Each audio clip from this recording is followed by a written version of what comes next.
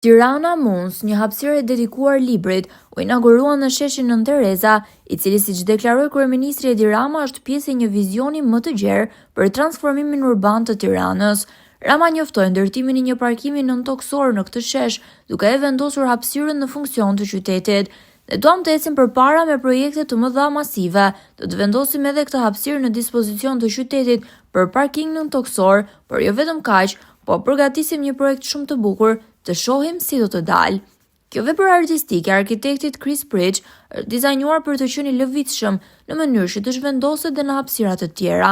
Projekti nuk ndërhyn në strukturën ekzekutuese të sheshit dhe synon të ofrojë një as të gjelbër dhe një hapësirë publike të dedikuar librave.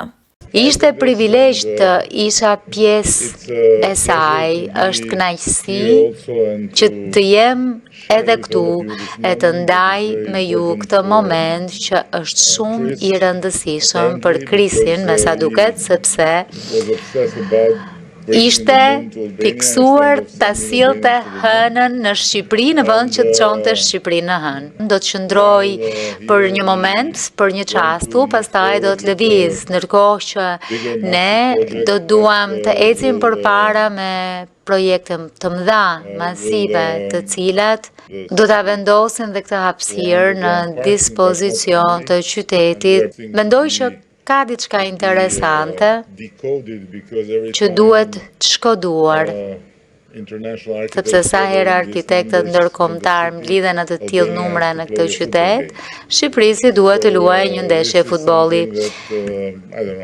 Nuk e di se si ndodh, po me shpresë do t'i sillni pak fat ekipit ton që luan jashtë sonte.